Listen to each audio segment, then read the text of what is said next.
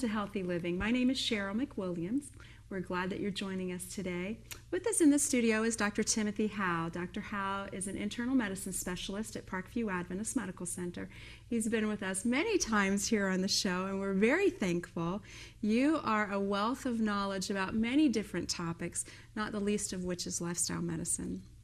Our topic today is one that's very interesting because we've talked before on the show about diabetes.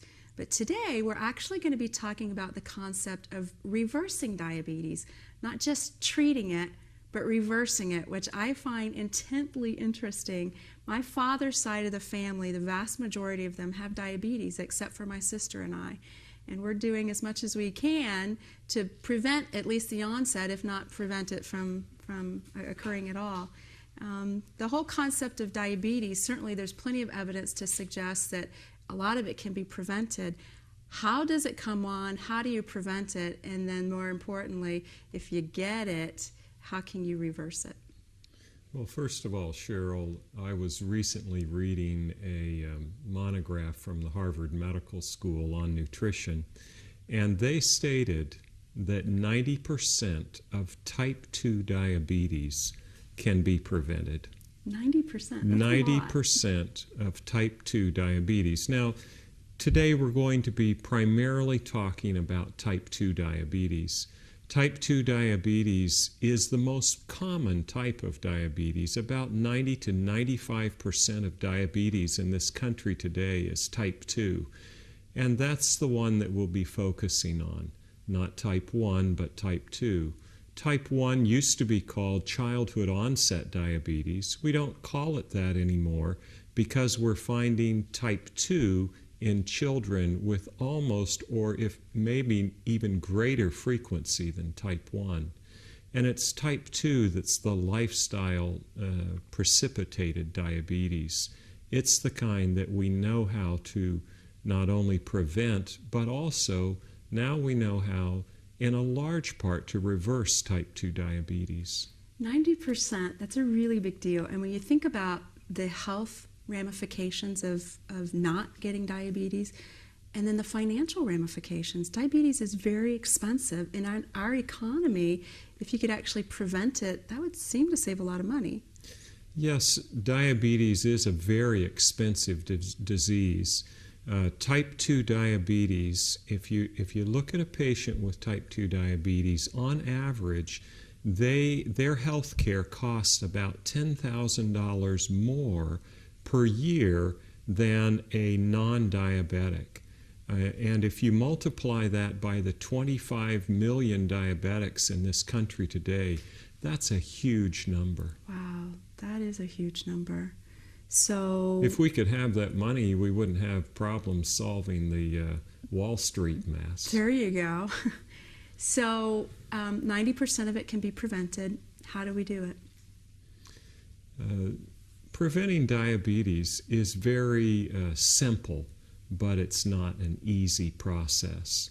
If you want to prevent diabetes, you really need to start in childhood, because it's the epidemic of childhood obesity that's really behind the epidemic of diabetes. First we have the obesity, and that sets you up for the diabetes later in life. I have a 6-year-old, so the whole conversation about, prevention beginning in childhood, that's a really big deal for me as a parent and for many of us who have children. So I assume that would be good nutrition, physical activity. What else would be involved? Certainly it's both. If we look at what type 2 diabetes is and how it occurs, it helps us understand how to reverse it. Type 2 diabetes is really a condition in which the body delivers sugar into the blood faster than it can take it out of the blood. Now, if you are working very hard physically, your body extracts sugar very rapidly from the blood. So the harder you work or the harder you play if you're a child, the less careful you have to be with your diet. What we're really seeing happening here is two things. One, our diets have changed, and two, we're not exercising as much as we used to. we're not as physically active as we used to be. I've heard you say before that if physical activity can be put in a pill, it would be the most commonly prescribed medication on planet Earth. That's true. I wish I could just take physical activity and put it into a pill that you could just take while you're going to bed at night, and then you'd be all set. But unfortunately, that isn't possible. The problem is with diet is twofold. On the one hand, we dump more and more refined carbohydrates, we could say sugar, into the blood. And on the other hand, we're eating higher refined fat diets. What most people don't understand is that the sugar that we eat causes the blood sugar to go up initially. The fat that we eat blocks the sugar from getting out of the blood. So it comes in faster with the diets we're eating and leaves slower with the diets we're eating. It comes in faster because we're eating more refined carbohydrates. The sugar leaves more slowly because fat blocks the removal of sugar from the blood, or the movement of sugar from the blood and into the cell. So preventing diabetes would by far be the best thing to do. But there's a lot of folks who already have it. There are a lot of folks, millions of people who are struggling with this disease, who are on medications, who are in some cases fighting for their life.